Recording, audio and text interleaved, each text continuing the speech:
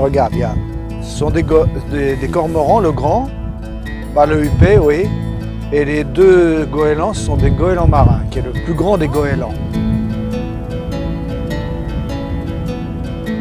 Et à 20 ans, je suis arrivé en Islande. Je suis venu surtout pour les oiseaux, c'était ma passion.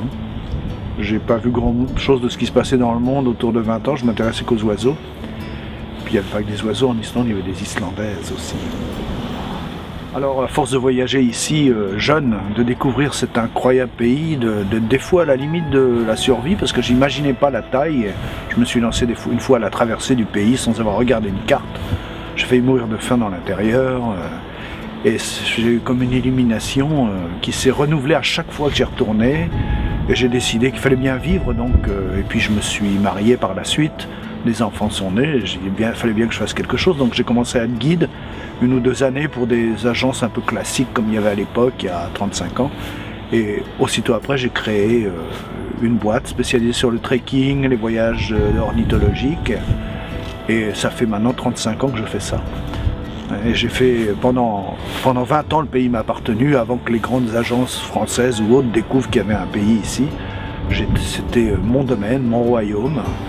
Aujourd'hui, ça s'est beaucoup développé, mais ça reste et je suis très content d'ailleurs pour l'Islande. C'est devenu vraiment une grande destination de trekking.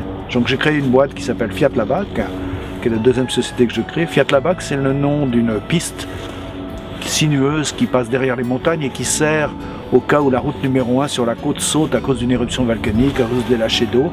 Ça veut dire derrière les montagnes. Et c'est aussi derrière, ça veut dire derrière le système. C'est aussi un peu, c'est un nom que j'aime bien, que les Islandais m'envient un peu.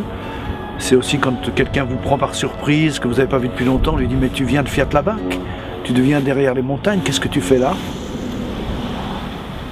Et c'est le nom de cette petite boîte que j'ai créée, qui est une boîte familiale. C'est moi, ma femme, ma fille, mon fils qui gérons ça. Et j'ai toute une équipe en été, d'une trentaine de personnes.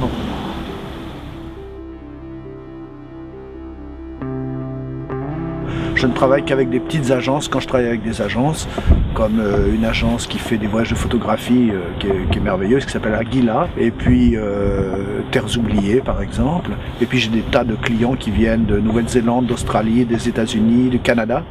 Les Québécois servant dans nos petits groupes de 12 d'intermédiaires entre les Français et les Anglo-Saxons. C'est très sympa.